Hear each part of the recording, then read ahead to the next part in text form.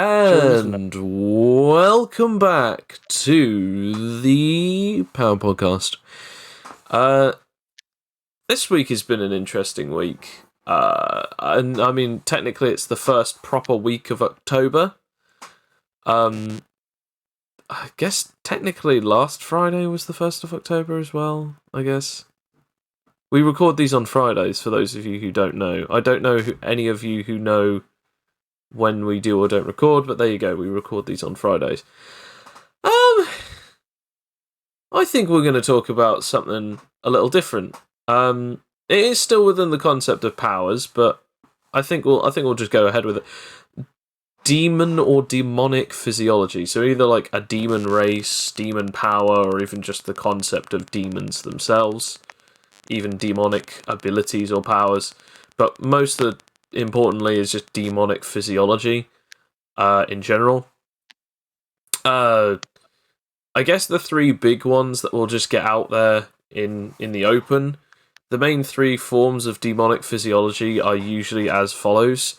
A demon is considered either to be an evil spirit or some kind of devil creature, either meaning that it has to possess or actually has its own physical body.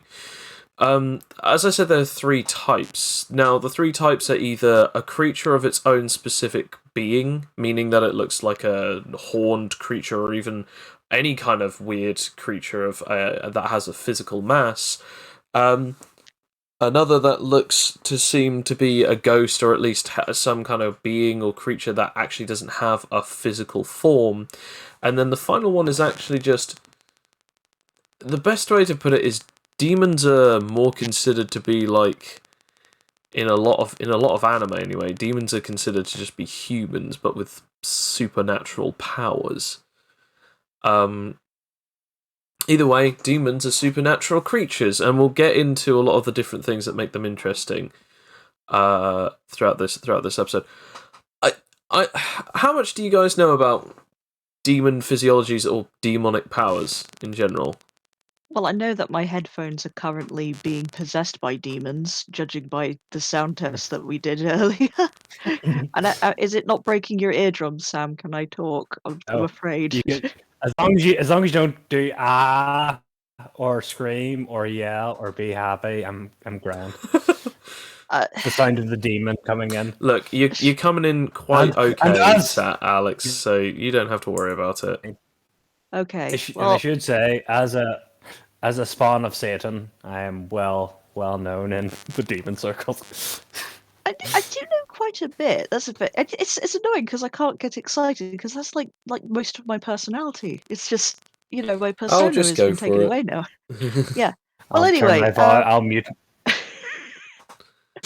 It's just like, yeah, I know a few bits, but mainly just through pop culture. I've been watching Hell of a Boss recently, and they take like their demon physiology and lore, quite in depth. Like they talk about there's an actual hierarchy within hell, like from the book, from medieval books, and there's various sort of there's various spheres of hell and different types of demons that lurk within specific things, like Stolas, who's a character in the show, is the demon of knowledge, and in particular herbology and astrology.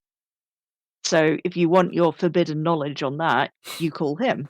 Right, well, I mean, here's the thing that I think is kind of interesting. Demons do have certain levels of hierarchy in a lot of different forms of fiction and legend, and one specific thing is that they are almost considered to be anti-gods in the way that they eventually embody some kind of thing or other, or even have the power over something.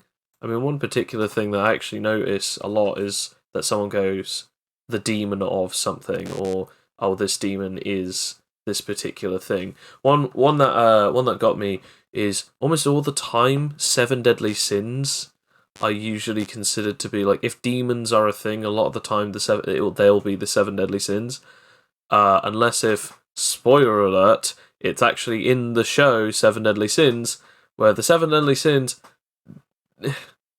I'm not going to say that anything about them, but I will just say that, like, instead of the seven deadly sins more being focused to be the demons are named after and have powers based on the Ten Commandments. Which, in all honesty, I actually kind of found a lot more interesting of a gimmick.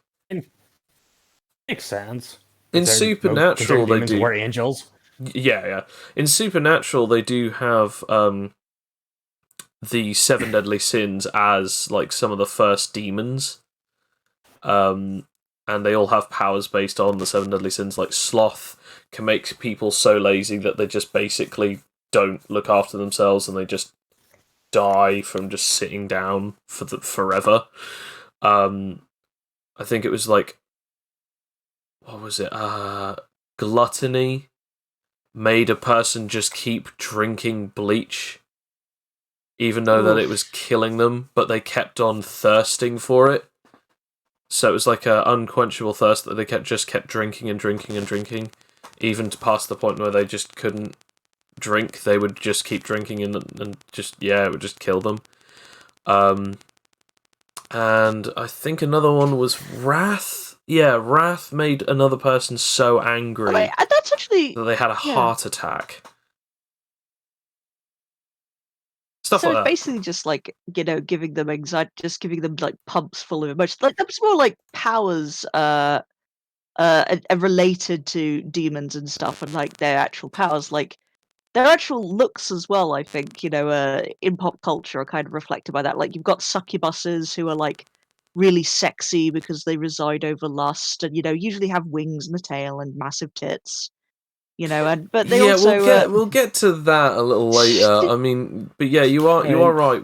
I mean, but it's like you know what I mean though. It's like they usually have like big horns and and like cloven hoofs and that sort of thing. And yes, claws, the concept is usually considered to be red skin, horns, and maybe some hooves, maybe a tail, maybe some wings. But usually, red skin and horns is the usual way to go for most people's belief of what a demon looks like. Which, as we all know, is based on the Greek god Pan. So the Christians could more or less just burn panists. Okay. Well, that's sad. Oh, okay, I didn't know that. Because Christians are just kind of pricks throughout history. Let's be fair here. What? They've never done anything wrong. How dare you?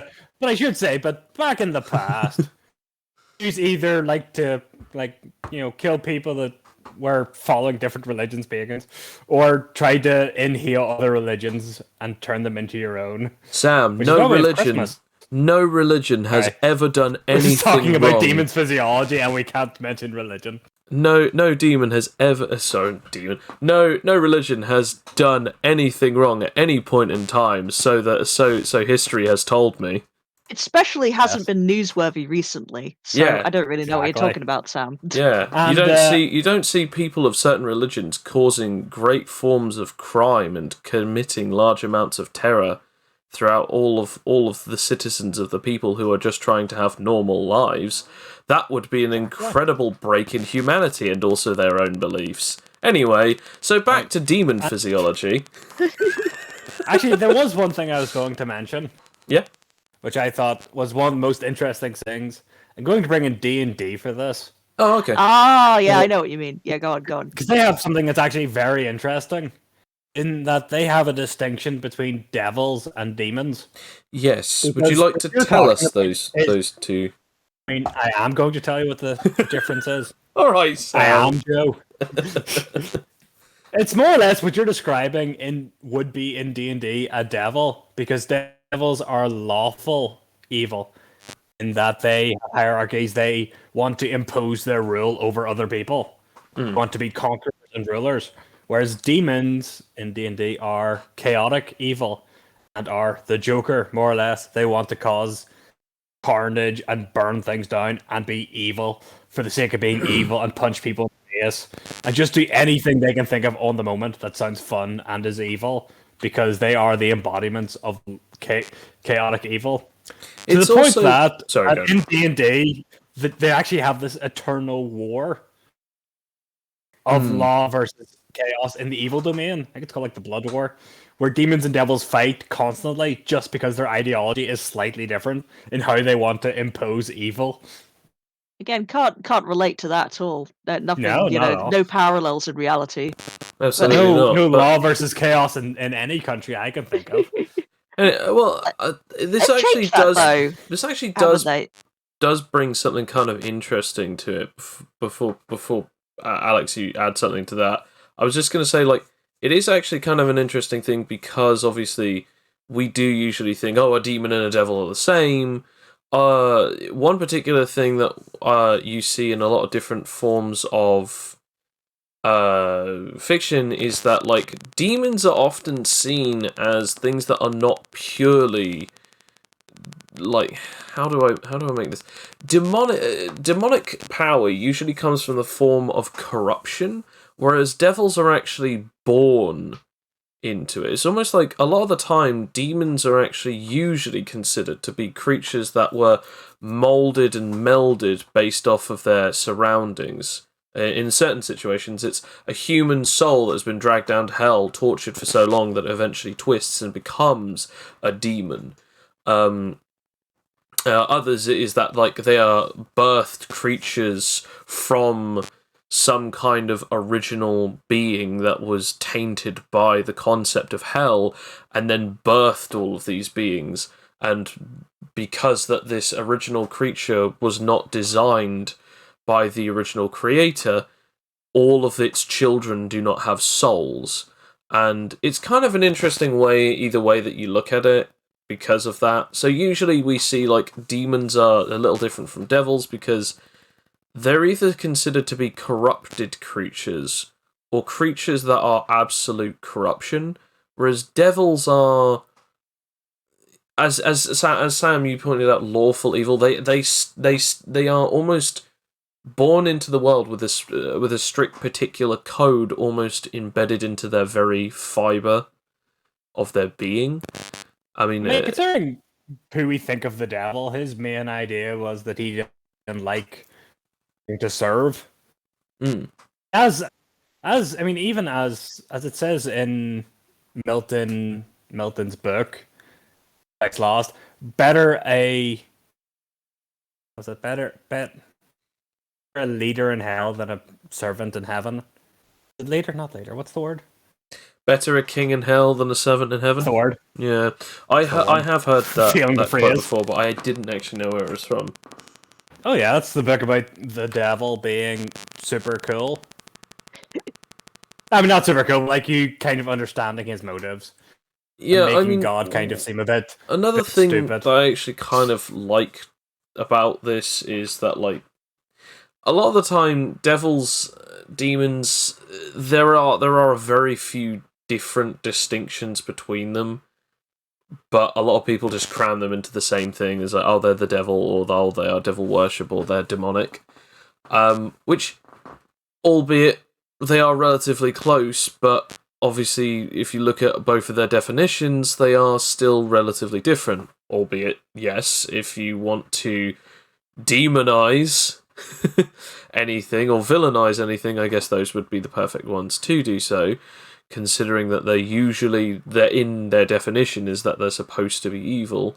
Whether that's always true or not is really just down to how exactly they're written or how exactly they're forged, I guess you could say.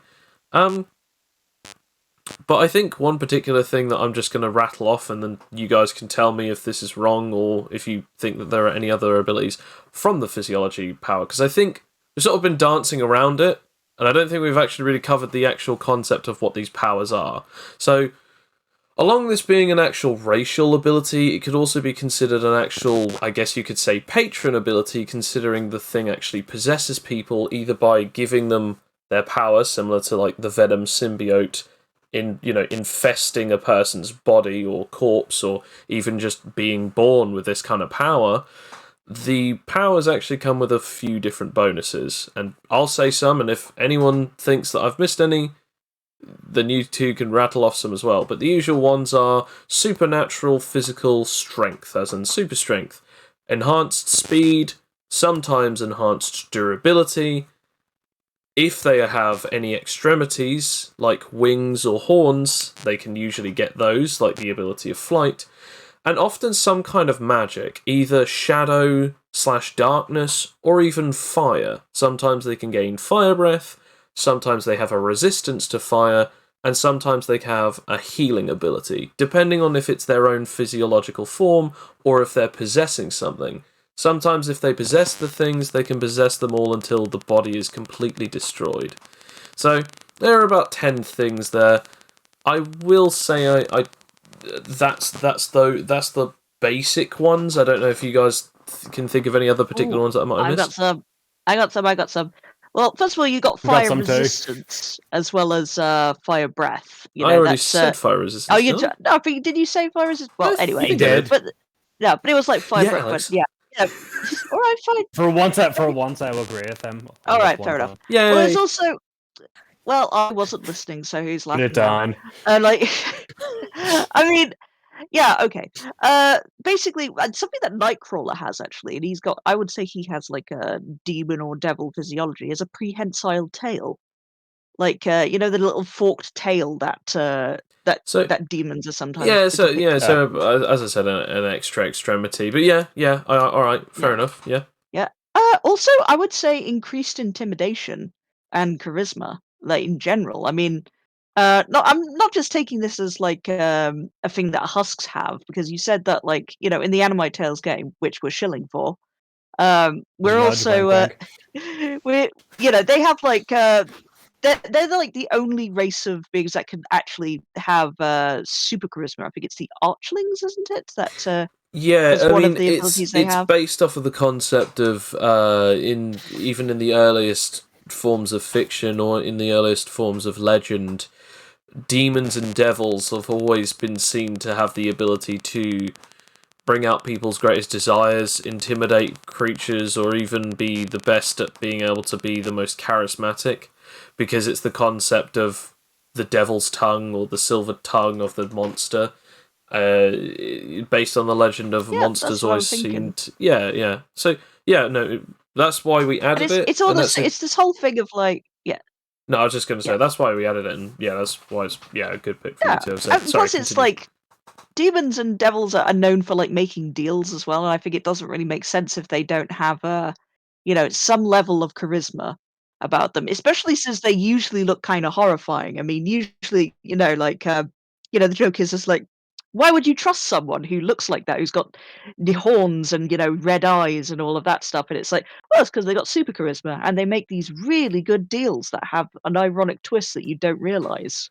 Just what was it? Just because that they make a sound argument does not necessarily mean that they make a valid argument. However, in this particular circumstance, their sound argument is valid in only one particular regard, which is he making some good points though. And it doesn't matter about how valid it is in the eyes of as well as we've seen from the last 2 years. It doesn't matter how much logic someone brings to the table. If someone makes a good enough small cordoned off room of broken logic, you already sat down at the table. You're now encapsulated in these 4 rooms of sound logic. Not necessarily a valid one, because obviously, as we've seen, people genuinely mocking believe. me again, Joe? No, I was actually going to talk Me and about my the very. logic plans. Okay, I'm just going to bring it up. Injecting bleach into your veins. Let's just put it that way. I'm not going to go into it, but I'm just saying that's there. I mean, I would not say sound logic in that. I mean, No, it cleans drains, so it will clean my veins. But that's the thing. In a broken down room, if someone goes If someone, say for instance to you, a devil walks up to you, like, no, you look like a devil. You have all these devil powers. Your powers are evil. Well, but have you always wanted to have the ability to run, like, super fast? And it's like, well, yeah, I have. There you go. Okay, so the supply and demand thing here is, and eventually they can make a sound argument. Little do they know is that what they're actually getting you to do is having the ability to run so fast that you powderize yourself into the next dimension. But so that's, I think I would say that seems to be one of their powers is patronage. Like, Wishmaster idea is that they always seem to have they'll grant you something in exchange. I suppose soul stealing would be another power they have, but they have to do it bureaucratically. Yeah, I feel like it's less because they have to get written down. I've never seen, unless it's a ghost story, demons or devils have the ability to actually steal people's souls without it being written down that I give you my soul. It seems to be they're governed by this weird bureaucratic law that if they're going to give you your weird cosmic wish, first have to sign away your soul, which I find quite interesting. That idea. Also, by the way, they also have the ability to transform themselves usually to make themselves. Actually, I say that, but they always do look. They always still choose a form that makes them look evil as sin. It always appears to be whenever they're going to make someone. If you got a good look going on, you don't want to get rid of it. Come on, you gotta have style points, my guy. I've seen enough Twilight Zone that every time I've seen the devil in the Twilight Zone, it's a fat man wearing a black suit and an evil beard. And smoke smoking a big cigar, and smoke almost always cornering him. And I think, you know what? I would not trust this guy a wink. He's clearly evil. I think that also plays to it, because as you said, with the whole soul collecting ability that they have, it is based off, as you said, bureaucracy, or at least a deal is made, an agreement pact. Which is why there are things called Pact Demons and Pact Devils, creatures that have the specific and explicit ability to manipulate souls, but only when a pact has been made between them and someone else. I would further go on into that, but I think that's for another video maybe, but you're absolutely right, that some of them have almost like temporal wish granting, some of them have, as I said, magical capabilities, mystical capabilities. But yeah, no, honestly.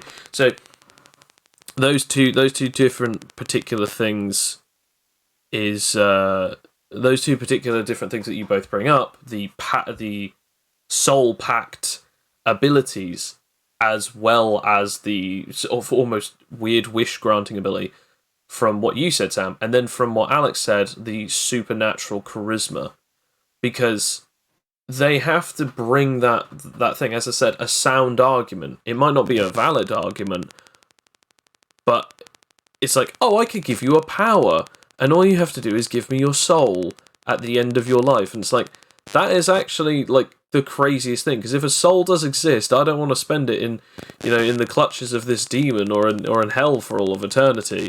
And then it's just like, yeah, but you get superpowers, and what if souls aren't real? And it's that thing of like, oh, like there was this. I don't know. There was like the funny joke in it was Old Dogs Go to Heaven too, where a character genuinely believes when he says he wants his soul, he means like the soul of his shoe. Like that's the only soul that he thought he thought it was, and he thought like, what an idiot!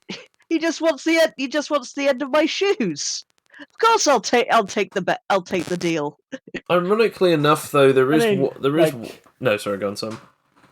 The best one I remember was "I Wish I Was Immortal." It was in a Twilight episode. The devil gave him a guy to be immortal, that like he would never age. He would look physically like the same as always, and he could not feel pain. The guy got so bored of it, like he tried various ways to kill himself just to show off. Like he jumped in front of a train. He let people like shoot him, and like various other things, to the point that he just like straight up drunk poison in front of his wife. And they thought, you know what? I'll jump off the building. Accidentally killed his wife and tried like sin to get the death penalty so he could get the electric chair, but then got forced to live life in jail. So then at that point, that's why he said, well, I give up. You can have my soul. So it's funny that you bring this up, because that is actually another thing that I was going to talk about. But I guess we've kind of gotten to this point, which I'll say one last thing, and then we'll actually move on to it. At the end of when we talk about this next segment, I'd actually like to talk about some other particular things that we actually got from demons in general, and actually how we changed them and morphed them for different forms of iterations in fiction, but also how we did them for Animite Tales and some stories that we wrote for different campaigns. But anyway, biggest one is weaknesses. Now, the biggest one is usually, if someone can harness it, some level of, or the power of, some kind of holy power, divine ability, angel powers, holy powers, the graces of God, holy water, salt, silver, exorcising them, or even some kind of special type of power. In one particular form, which I'm not going to keep naming because, to be honest, at this point it would just basically be a podcast about just that. They have these things that are symbols that they draw into, etch on, or I don't know, create out of salt, and they look like pentagrams with a circle around them, and they call them devil traps. And when a demon steps in them, they can no longer leave that circle. They physically are bound to that specific location. But the ironic thing is that they call them devil traps, but eventually in the series they sort of touch on the fact that at some point early on, demons eventually started getting to the Bible bashers and telling them that those symbols were actually devil worship. So whenever any of them saw those symbols, they'd scratch them out immediately, destroy them and burn them. But truly, they were destroying humanity's only way to make sure that devils and demons would never get into their household locations and never get to them. Because it turns out that some, if they etched them onto themselves, would never be able to be possessed by demons. And so it's kind of an interesting thing of how it's that thing of, a pentagram is an evil sin, and in that universe it's, well, no, it actually has nothing to do with the devil. If anything, it was designed to trap demons, sort of thing. So it's kind of interesting that way. But yeah, so the usual ones are anything that wards them off, anything that burns them or hurts them, divine light, divine powers, holy objects, holy weapons. And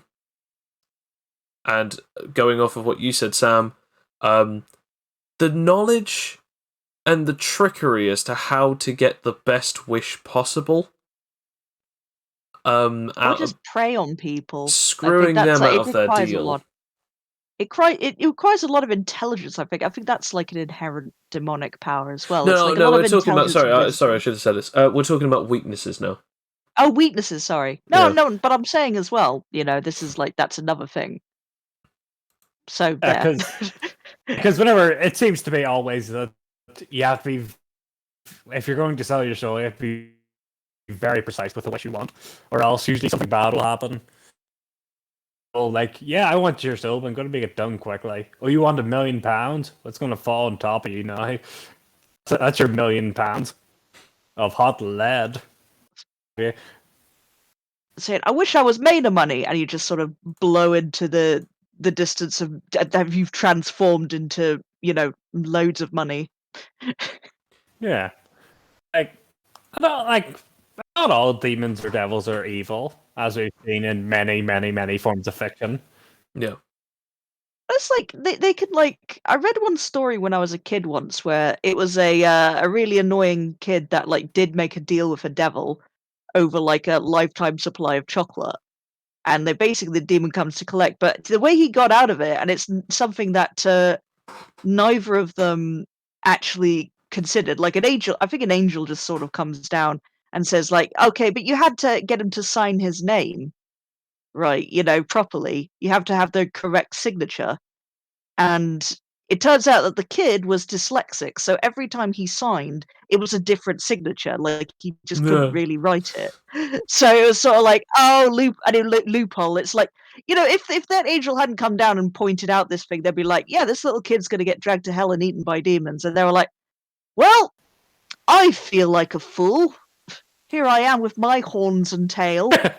Honestly, brilliant. I was genuinely wondering where you were going with this. It's how is this a weakness? And then, they're specific, as Sam would say, power bureaucracy or soul bureaucracy yes. works against them. Yeah, Yeah, they may be evil, but they will follow the rules to the letter.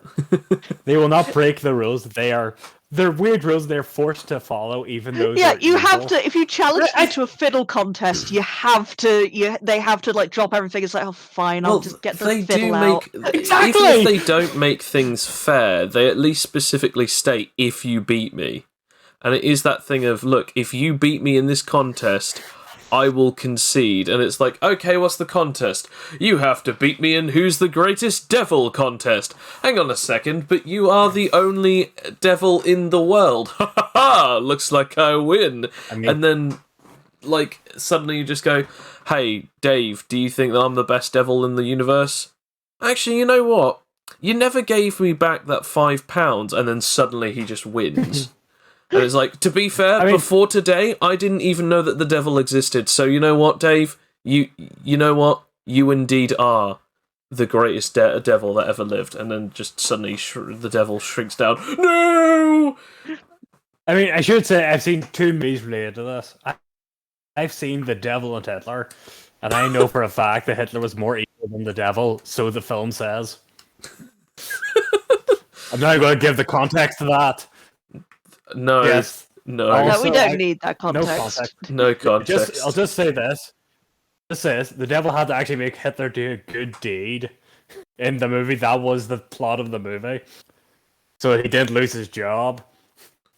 Also, I've seen Tenacious D. I know the devil can never lose a fiddle contest because he's the best rocker that ever was. It's true. They don't actually, because they don't actually win. It's like, yeah, you guys are fucking lame. Yeah, they just like they knock his horn off and then they just like seal him into the pit from whence he came. Once again. Actually, yeah, that's another thing. Apparently, if you just have a part of the devil, you become the best guitar player.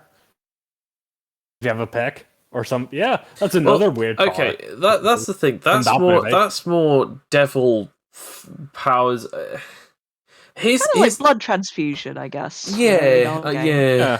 I mean, okay. So, say for instance, in this particular situation, are there any other weaknesses that you can think of that demons particularly might have?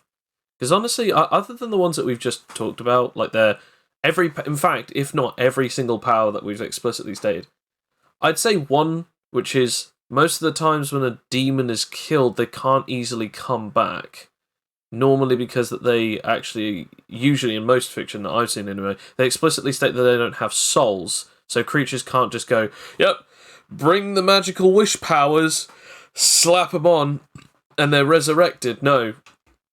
Once they're dead, because they can't be artificially created again. But in others, they just go, yeah, no, they're just immortal. They'll be back next Tuesday. Yeah, like they can be depowered, but they can't be killed.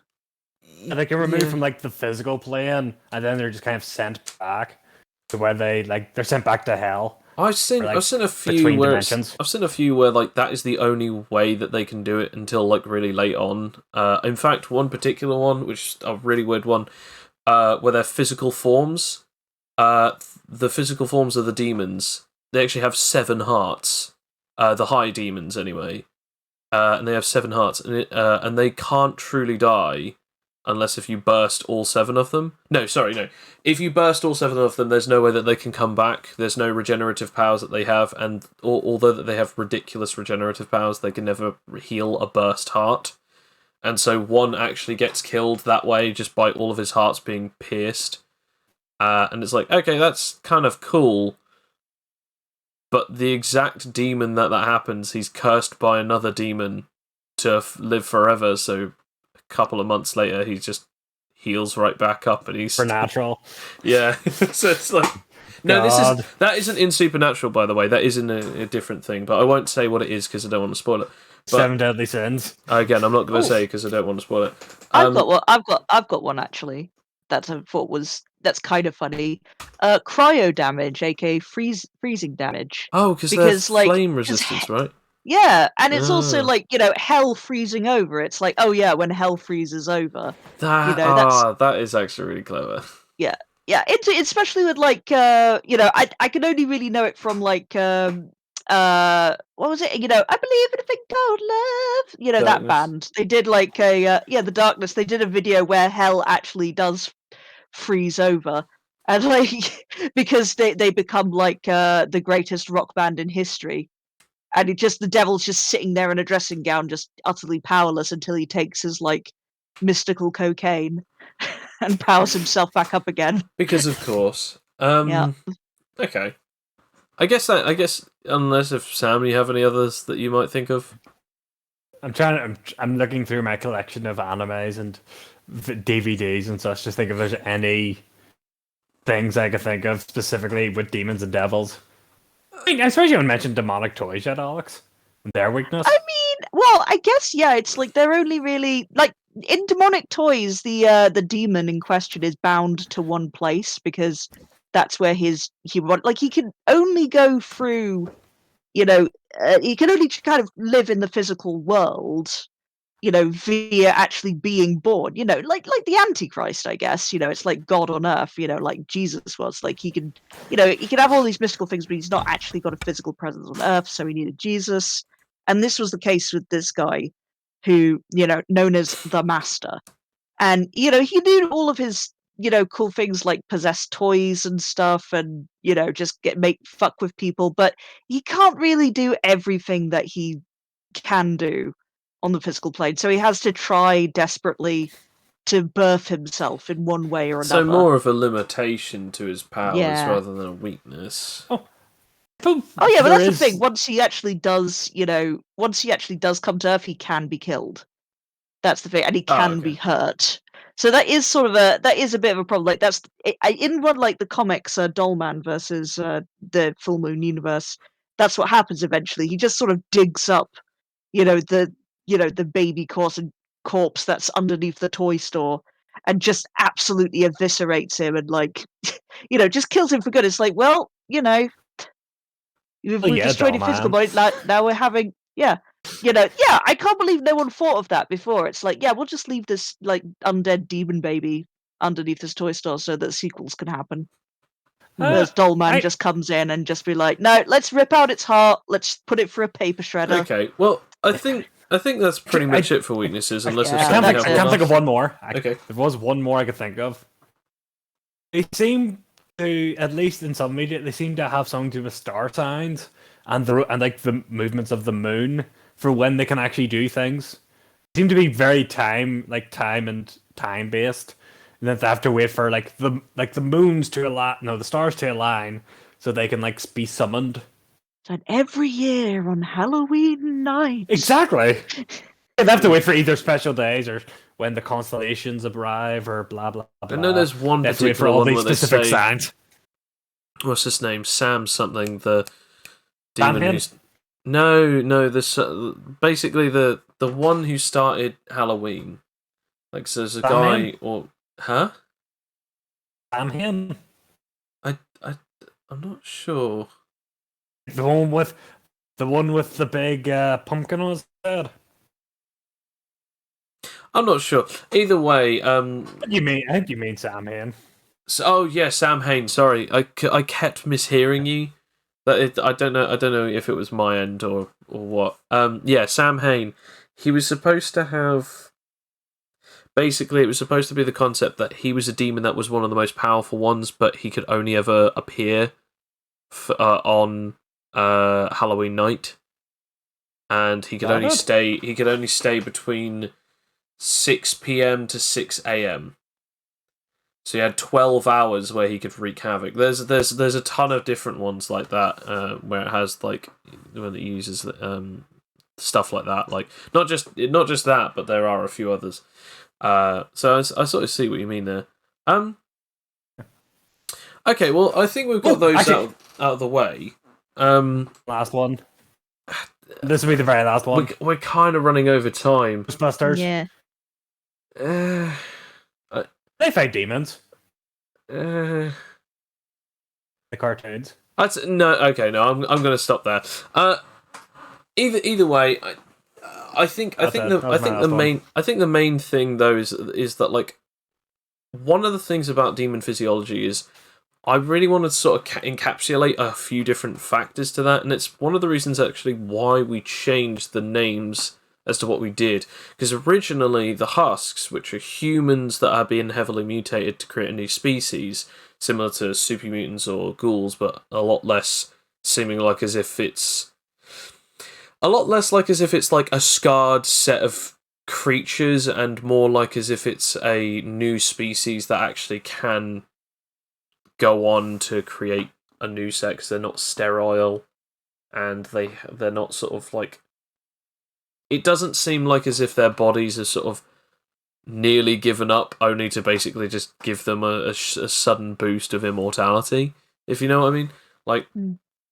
Huskonians, as they're known as, or husks, are separated in 4 different categories. Originally, they were separated into 4 categories, such as 2 separate ones, which were the wraiths and the demons. And for obvious reasons, we didn't really want to call them that, because that kind of made them seem like as if they were obviously evil, and we didn't want that. So they were eventually just called the shadows, stalkers, because shadows have like the ability to make themselves blend in with the darkness, and they also have the ability to nullify a certain amount of sound waves that come off from their body within a small amount of radius, allowing them to quite literally be able to be ultimate stealth creatures.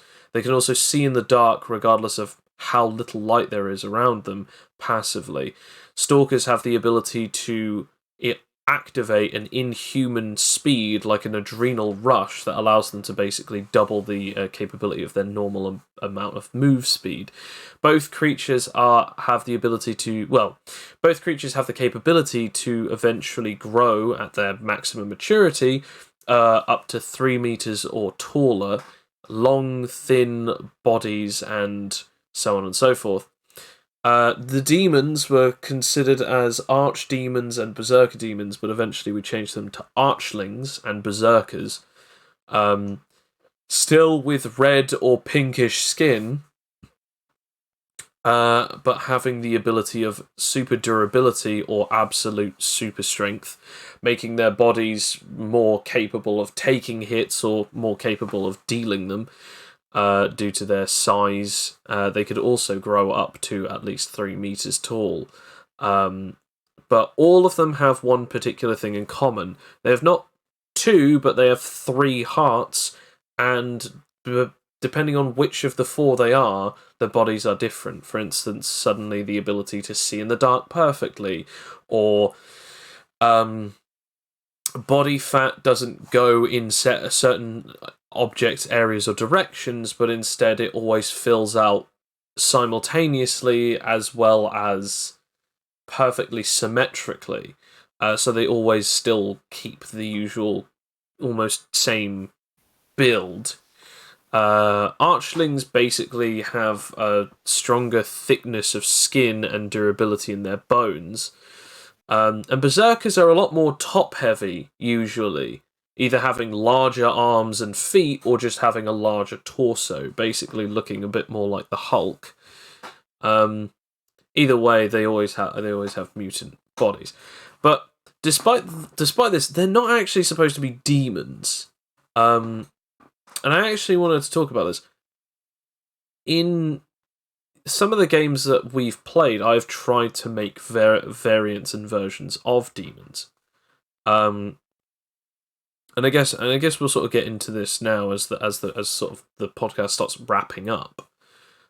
Which is, there was a specific type of demon type that I created for the Animite Fables, but eventually I sort of tried to keep it around, and I've called them the Incarnate Demons, or the Incarnate. Literal beings that eventually gained so much power that they eventually gained a power based off of their greatest specific incarnation. Similar to what we were talking about, like, a demon of the night, or a demon of the whatever, or 7 deadly sin demon, or something like that. Specifically, the one that you guys actually were eventually going to meet in the Fables campaign was a demon known as Deceit, and had the power of illusion creation. as well as being able to easily control people's minds to create perfect deals and pacts, because he could trick people into believing that they were the best deals. Because of this, they could also create illusions of themselves, meaning that very little time people could ever attack them.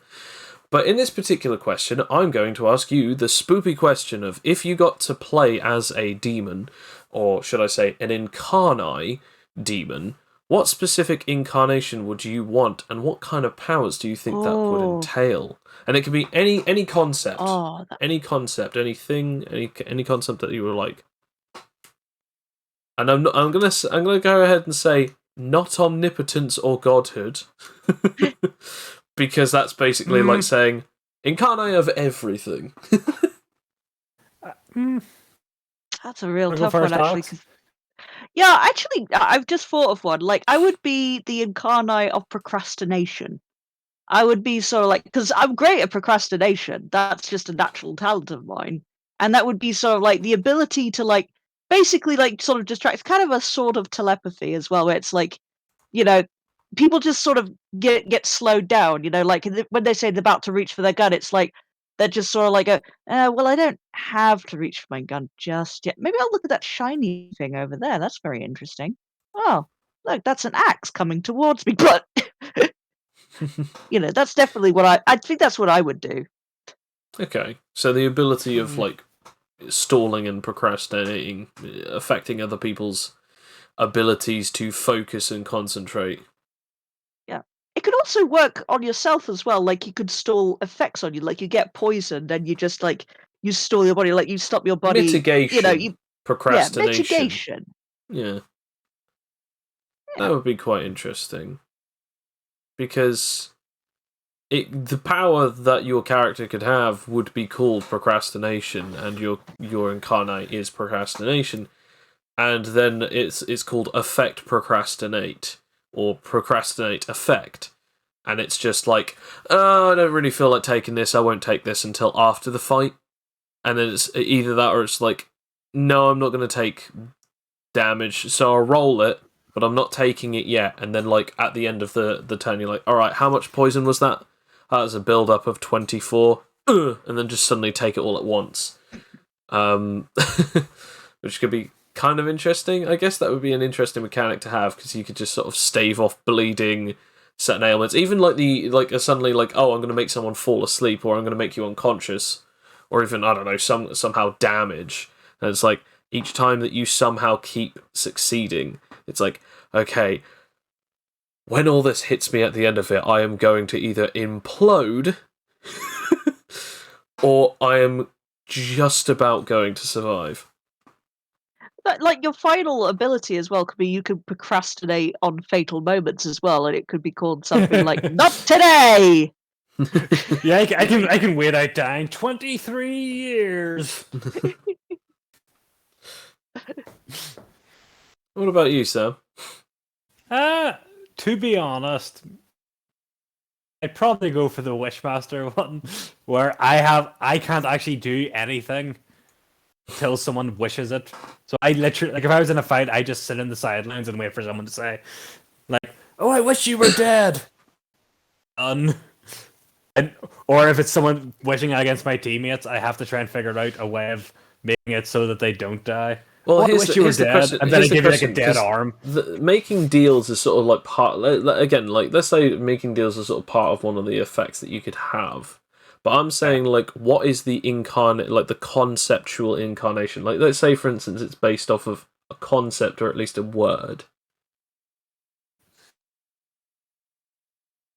I still think Wishmaster is a good one.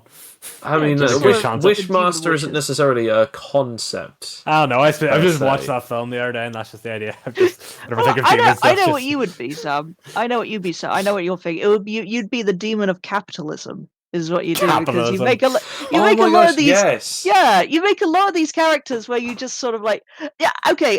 This is for a different character as a human character. I forget, Liro Arden or something, but I still love it. I still love it. You had proficiencies in economics, like, and that would be kind of your demon's thing. It's just sort of like you have the ability to, like, accumulate wealth and just accumulate and give people what they want, like deliver things to people. I think the but ability, for your own gain. like actually having a demon called capitalism, is also just so apropos. Like it's so perfect.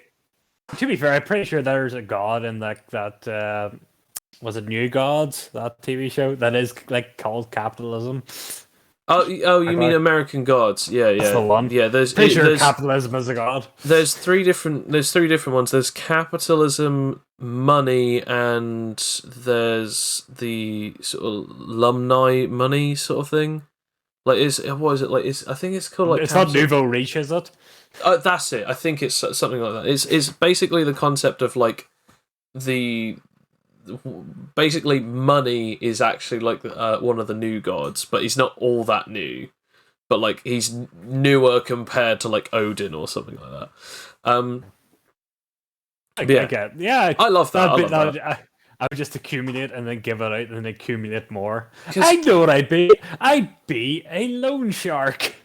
Because, I mean, one of the particular things that could also be kind of interesting is that, like, your incarnation could also be... Because incarnate, in the way that I've set it out anyway, incarnate basically, similar to anthropials or even similar to aliens or other races or stuff like that, their physiology is altered based on the type of demon or devil they eventually become. And incarnate eventually have it that whatever is specific to their personality and their power, that is how they're shaped. So quite literally, it could be very funny as to like having it that your character eventually gains like the ability of like shark teeth and like the ability of a perfect nose that can smell a good deal, and can also like sense a weakness in someone's like particular wants and desires. And it's that thing of starts looking kind of more like a shark like creature, so on and so forth. But I think that's actually quite interesting, though. The idea of capitalism is just like, I'll give you this and I can make a wish come true, but however, I will be using this for my own benefit, so I'll need something in return. And it could be something as petty as money or something as ridiculously big as like, oh, I'll have to take a limb or your soul or something like that. Because it's like, quite literally, I am practically the demon of making demon deals. And I think that just... Alex, I think you perfectly found that to be like the best thing for Sam, because that is actually just Sam in a nutshell in his characters. Now we make it. Now we make them. My next character is just Captain Capitalist. Become that character from from Watchmen, the one who got shot almost immediately. Like, was it Dollar Man? I don't know. Dollar Man. Oh my god. Yeah. He cape stuck in a door and then just like. Yeah, it was something like that. He got his cape stuck in a revolving door and got shot. Yeah. But I think it'll be more successful than that. To be fair, I hope. I mean, considering my ability to literally jump to death, jump into danger, I doubt it. So it's funny that you bring this up, because one of the incarnate that I also had in the idea was jumping to death. A modern incarnate was actually one called economy, and it was quite similar, but it was the concept of anything that is bad for the economy eventually is bad for you. Because in the real world, if you think about it, if someone goes, oh no, this is terrible for the economy, this eventually will affect everyone else. So it's the concept of like, if you damage the demon known as economy, it's that thing of like, ow, you really badly injured me, that's going to come back to bite you later. And then somehow, like, if a certain amount of rounds go on and this thing still isn't dead, everyone around the economy starts having the same injuries, because it's like, we all have to chip in, and eventually, as the wounds get worse on everyone else, the wounds get better for the economy, because it's taking parts away, building itself back up. And I will say this, there was a way to not only defeat it, but also, because that it's an incarnate, their biggest weakness is also figuring out how to break their abilities. And if you break their abilities, it actually either renders their power useless temporarily, or actually makes them mortal. Or, depending on how powerful they are, because some incarnate actually stay alive through their powers, because that's how ridiculously good they are, if you broke their ability, for instance, if you found a way as to how to sort of like say, oh, I am demon of truth, and you got them to tell a lie or something like that, or even got them to like suddenly not know what a truth or a lie was, they'd become unable to know, and they'd actually just die, because at that point they are paradoxically this answer is existent. subjective. Yeah, exactly, and therefore because of that, I mean, it wouldn't be that easy, but there would be a way to do something similar to that if you found a way. Like, for instance, like saying like, "Oh, really? Then tell me if this is the truth. This statement is a lie," and then it's just like immediately just shatters their mind and they just die. So what you're saying is paradox them to death? In other words, yeah, so you can paradox them to death quite literally, and Economy had one like that, but I'm not going to say in case if I do use them in a later time. I mean, there was one that I remember that actually went from being a demon to like kind of not being a demon. Remember, there's one in D&D that there was a succubus that became a paladin. Oh, okay. Yeah, because I think she more or less fell in love with a man, and who was a paladin, and more or less became a good person out of it. Yeah, which it's a very nice love story, even though they can't really be together. Oh. The sad. Well, I think that's about it then. That was Demon Physiology. We'll end on a tragic note. Absolutely. I mean, they're together, but they can't, be together. Oh. Either way. Well, thank you very much for everyone who was listening to this. This was Demon Physiology. We'll be doing a few more like this because that it is the October year.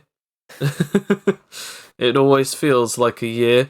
This will be obviously during the Halloween month, so if you guys enjoy this, then definitely like and subscribe.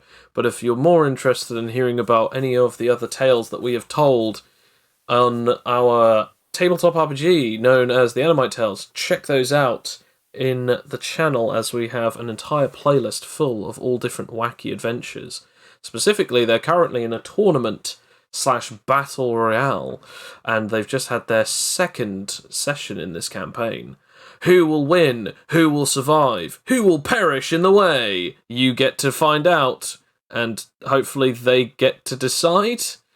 But either way, next week, I believe, will be Celestial Physiology, as we look at angels. So, definitely check that out. Thank you very much, guys, and have a wonderful night.